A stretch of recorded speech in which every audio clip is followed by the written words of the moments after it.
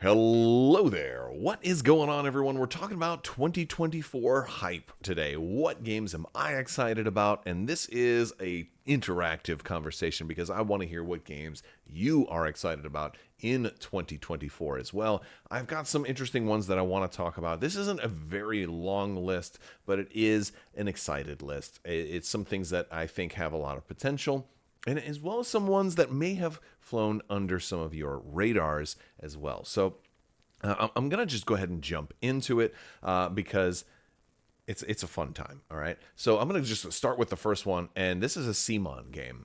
This is, again, my favorite video game. I've talked about this before in years. Well, Baldur's Gate 3 is really up there, but slightly, possibly more so than that. And this one was first, was Cyberpunk 2077. This was my first game that became like my favorite video game in years, like that in recent memory, and I absolutely fell in love with it. It was kind of the game that got me through COVID. It was like this game that I played so much, and I absolutely fell in love with the art, the music, and just the world and the story and everything about it. I 100%ed the game. I absolutely loved it, and it became one of my all-time favorite games. And so I was thrilled when CMON was launching this Kickstarter for Gangs of Night City. It's a Cyberpunk 2077 game. Now, there are other Cyberpunk games out there. There's an RPG.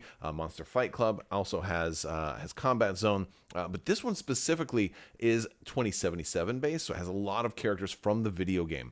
And it does not have Phantom Liberty because this came out before Phantom Liberty came out, so I don't know if they're going to go ahead and do any Phantom Liberty stuff, but this is launching soon. It's actually shipping now to backers. I did go all in on this, so I'm going to have all the expansions too. But honestly, if you're into CMON, if you like Cyberpunk, I think this one is pretty decent. I have played it on TTS, on Tabletop Simulator. I don't normally like to do Tabletop Simulator stuff, but I wanted to get a little bit of gameplay in this one. It did remind me a little bit of, there was a game by CMON called Godfather.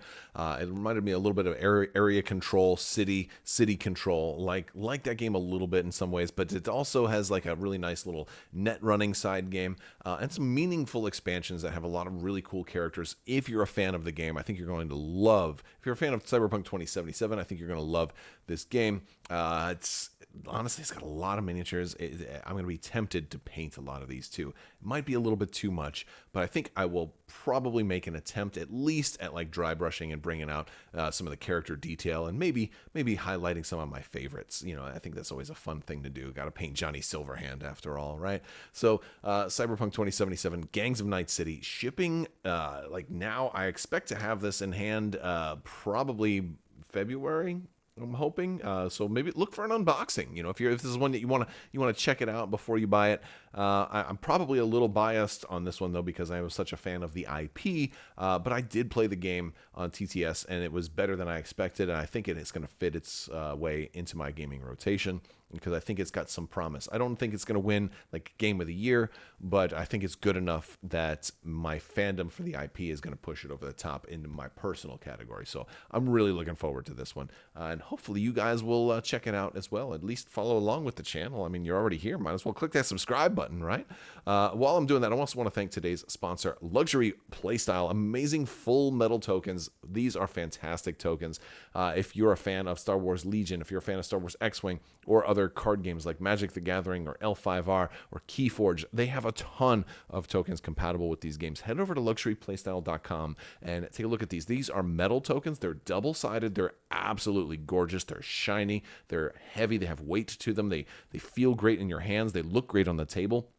And people that use the code Crabbok VIP are going to save 15% off of your order. If you spend $35 and use that code, you're also going to get a free Crabbok token thrown into your order. It's an amazing token. It's got the lightsaber nunchucks on there. It's got the Crabbok logo on it. You're going to love it. Head over to luxuryplaystyle.com. Don't forget to use that code Crabbok VIP.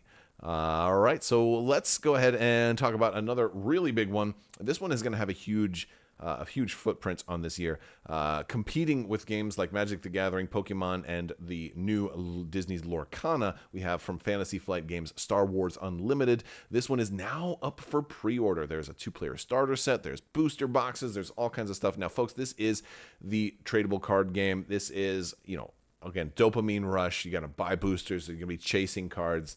So it is going to fit that formula. They've done this before. I'm not sure if the trepidation that people have for Fantasy Flight games is going to get them over the hump. This is what their third Star Wars card game. Now they had the LCG, then they had Destiny, and Destiny really burned a lot of people. At least the LCG kind of ran its course, although it still ended before a lot of people wanted it to. Destiny rather, Destiny ended way too quickly, and I think they've fixed the equation, because not having the die in each booster has got to be a million times easier on production. I know that was one of the biggest problems with Destiny, was getting those dice printed. That was one of the big reasons there was a huge backlog at the launch of Destiny.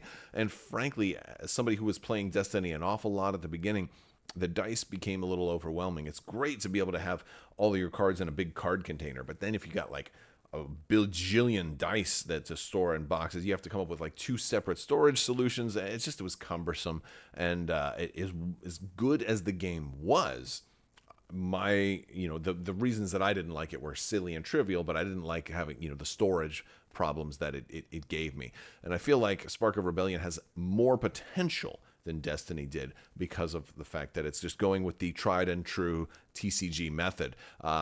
There's 2-player starters. There's lots of accessories, and of course they have the entire line of special acrylic tokens, and they have all of the Game Genic card storage things that are launching with this, and they've got all new art for Star Wars Unlimited as well. Now, there's already a model of this up on Tabletop Simulator, so you can go check it out. I've been kind of holding back on this one, because I really like the idea of getting that 2-player starter and learning it as it's in front of me.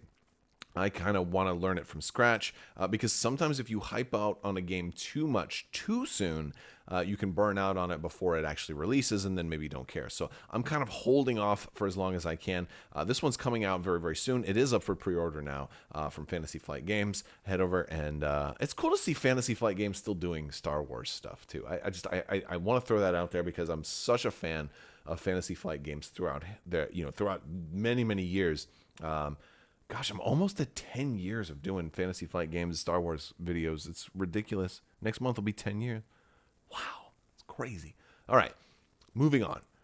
All right, Star Wars Legion. Look, I had to talk about, obviously Legion is not coming out in 2024, but there's expansions. So I'm going to talk about, Legion Armada X-Wing also, because they have stuff that's either coming out or should be coming out in 2024. And so I don't want to say everything from Legion, but I am going to mention the Fifth Brother and Seventh Sister expansion. Look, I've wanted the Inquisitors to show up for a long time.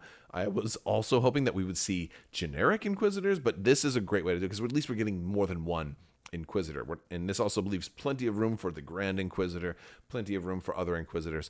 But I like seeing the Fifth Brother and Seventh Sister show up here. This is super cool. They look like they're going to be strong as heck. They're going to be very, very strong and competitive in this game. They look to be that way. Maybe even a little overpowered. But, I think they're going to be great. I'm really excited about them, because it also paves the way for more characters from Star Wars Rebels. Star Wars Rebels is one of my favorite things ever. I absolutely adore Star Wars Rebels. It was a great watch. It was a great time. It's a great time to be a Star Wars fan. Was watching Star Wars Rebels every week. It was just like, it was giving me goosebumps. It made me feel like a kid again. I super, super loved it. Loved what they were doing with it. And this is a step closer to getting Rebels in Legion. But also it's a really cool expansion. There's a lot more really cool Legion stuff coming. All of it is going to be exciting in 2024. And of course, I'm really hoping at Adepticon they announce the Gungans. I really want to see Look, they've got Geonosians that are coming out like this month. But like, where's the Gungans? We gotta have Gungans. We gotta have Gungans. I know that's coming too. I don't have a picture to show, because that's speculation. But I mean, is it really that much speculation to say that? I mean, it's AMG, of course. I feel like AMG, of course, will do Gungans. They gotta be wanting to do a Jar Jar Binks since they got this expansion. I feel like that's right up AMG's alley. I want Gungans more than anything else in Star Wars Legion. So, except maybe an AT-AT, but no, probably Gungans first. I'm super excited about that, and I hope they do them really, really well. I hope it's like a super awesome battle force with all the dinosaurs and everything. Oh my gosh. Anyway, let's keep moving on. Let's talk about X-Wing. Look, the Battle of Endor pack is really going to be super cool because it's bringing a Star Destroyer into X-Wing. I think this is going to be a really fun mode to play. And while I'm not usually a fan of like scenarios in X-Wing, this one brings about like a fan favorite. Like people, ever since X-Wing first was announced, there was all of these like, oh, will they do a Star Destroyer? Like people were always saying that. They ended up creating the Imperial Raider to kind of give people a big triangle-based ship in X-Wing. That was kind of the I guess the genesis for where it, or the impetus for what it, caused its creation. And then, of course, the Raider went on to bigger and better things. Also, well, a lot of bigger things. It's like all over the place now. Raider's a very popular Corvette-sized ship for the Empire. So, but we never really got, a Star Destroyer. I remember I think it was my very first April Fool's Day joke was like, they're doing Star Destroyers in X-Wing and in capital ships. And it was, this crazy, somebody had modded, put huge models and put X-Wing models on top of them and stuff like that. But here it's going to be, the scenario, the objective, there's going to be cardboard tokens representing the stuff. But this is also ripe for 3D printers to create the Star Destroyer bridge or those pieces that would kind of extend above, and then you get your playmat. Like, I think some really enterprising, smart folks are going to come up with the Star Destroyer board to actually match this scenario. So I think it is really cool. And if I can, if I'm able to get some of that, I don't do as much live in-person X-Wing anymore, but this would be one that I would definitely want to play in person, especially if I can get a 3D printed Star Destroyer bridge to kind of go there, and oh man, that'd be super cool. So I'm looking forward to this. And look, I had to put Armada on here because Rapid Reinforcements 3, hopefully, again, there's been every indication from like play testers saying that they're excited and optimistic, which is kind of code for wink, wink, wink. There's a Rapid Reinforcements 3 coming and you guys are going to like it, something like that. And I've been saying, look, the Architans needs to show up for the Republic. This is going to be a game changer for the Republic, I feel like. But one of the things that was the biggest problem, inhibitor in the way of that happening was that there were no Architans. Until now, the Architans are back in stock, which is a huge, like kind of like dog whistle for wink, wink. Rapid Reinforcements 3 is probably going to have Republic Architans. Maybe I'm wrong about that, but I want to hear from you guys. Do you think I'm right? If any of you are watching play Star Wars Armada, first, for one, if you haven't already you try and get some Architans while you can because they're back in stock now. And two, I'm pretty sure these guys are going to be showing up for the Republic. So let me know if you agree with that. Let me know. Let me know down in the comments section.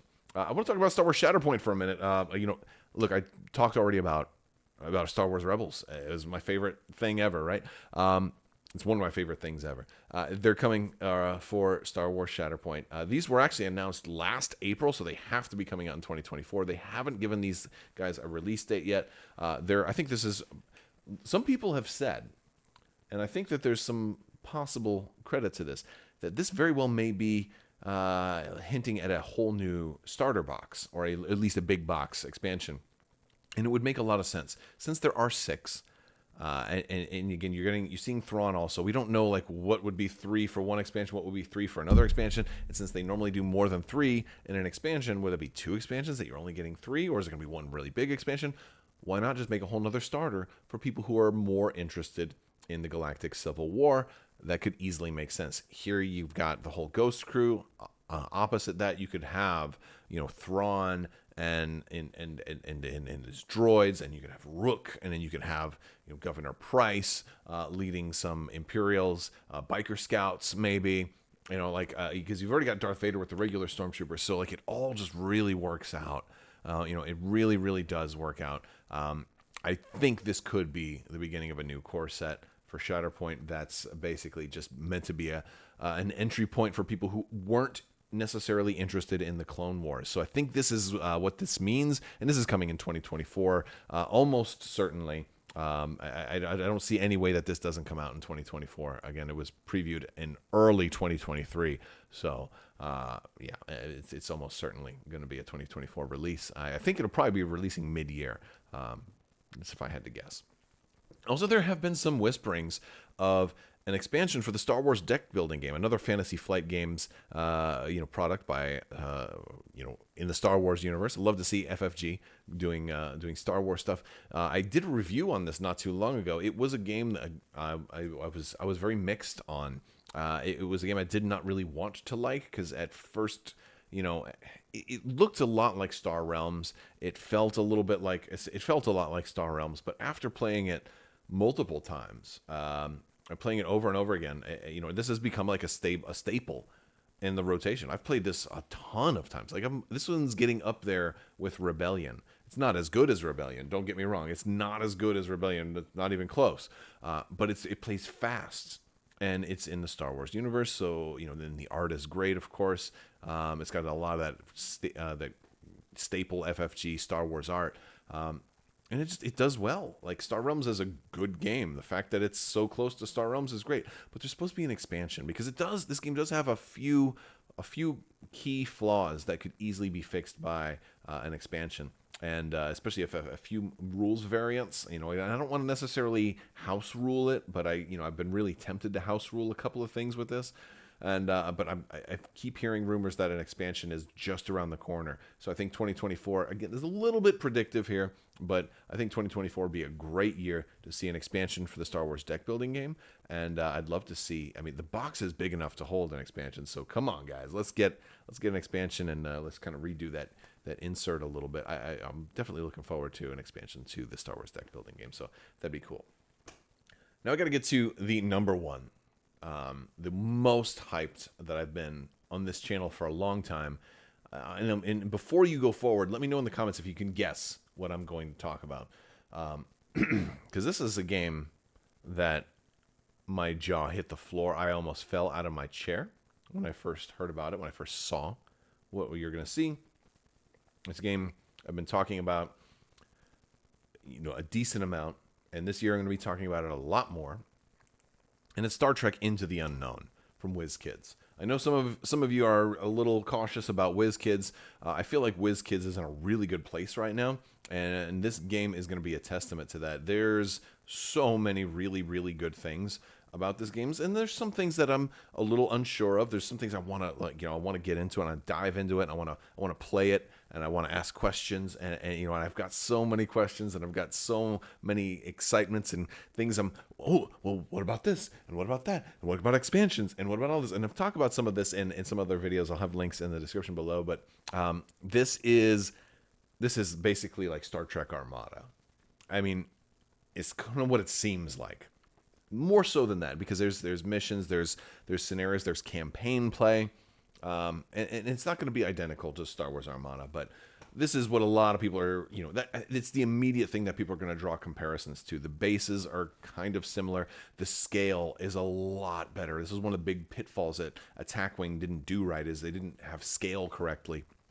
And Star Trek is a much better game to do more accurate scale, because you don't have things like a Corellian Corvette and a Star Destroyer that's 1,000 times the size of it. You've got ships that are all relatively, proportionate to one another. And so all you need is small, medium, and large. And the Defiant, and it's like, it's perfect. And the small Dominion ships are perfect for small ships. And then medium and large is where most of the rest of the ships are. I think small ships, at least for the Federation, are going to be the minority. I think there's some, like a Romulan science vessel, or maybe some of the smaller Klingon birds of prey will fit into the small. I'm not sure, but this game looks just incredible. It's supposed to be some of Whiz Kids' it's hard to say Whiz Kids in the possessive plural sense, so that would be Whiz Kids'.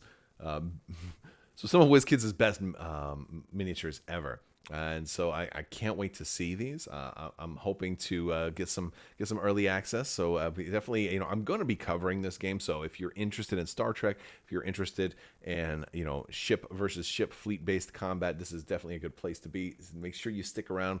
Click that subscribe button. Click that bell for alerts. We're going to be covering this game in great detail. I'm super excited about it. And not only is this got all the recipe, the ingredients for a great recipe, but this is also a lot of great people working on this game. Alex Davies over at Whiz Kids now, and so like I already knew that anything that they put out, their game was going to be in good hands. This game has been developed by Max Brook and Michael Gurnis, two titans behind X-Wing and Armada. And there's so many other folks. Like if you've seen any of my like Dungeons and Dragons Onslaught coverage, and if you've looked at the credits and some of the people who are now working over at WizKids helping create some amazing games and bringing them to you, it's like a all-star list of Fantasy Flight folks who helped bring us X-Wing, Armada, and Legion, and a lot of your favorite games. And so like so many great memories that I've had over the past 10 years are due to a lot of the people who are now over at WizKids and are people who are responsible for bringing this game to us. So I am over the moon about this game. And I'm just so happy. Like, it doesn't even have to be that great. It only has to be like a 5 or 6 out of 10 for me to love it, because the IP is already so incredible and the scale is already so incredible. If nothing else, even if the game ends up being lackluster, you're ending up with these amazing models that are just going to just be incredible. And that's one of the things that I always loved about like X-Wing and Armada and Legion to a lesser extent, because you still have to put them together yourself. So if you can't paint, then they might not end up being amazing models. But I love the idea of like, it's much less of a gamble, even with a slightly more expensive core set than a lot of us are used to, although this is kind of reflective of a game like this. And you're getting 6 ships in there. So $150 for a core set might seem like a lot to a lot of folks, but you're getting 6 freaking ships, and you're getting balance. You're getting 3 per faction. So like, this is a whole game in a box. Compare that to any other, war game where you have to, keep adding and keep getting expansions and stuff. I mean, I guess the closest comparison would be something like Marvel Crisis Protocol or Shatterpoint, where you're spending the same, and then you're getting kind of the same thing, one force versus another force. But this, you're getting Star Trek. It's so very, very cool. So I'm super excited about Star Trek Into the Unknown. And if you are too, you're in the right place, because we're going to be talking about this quite a bit this year. And it's going to be a good time for ship fans, ship versus ship fans, fleet junkies, sci-fi fans, Star Wars fans, Star Trek fans. I can't guarantee that I'll find a way to combine this with Armada to create the ultimate Enterprise versus Star Destroyer deathmatch. I cannot guarantee that I'll be able to do that, but I'll probably try. You know what I'm saying?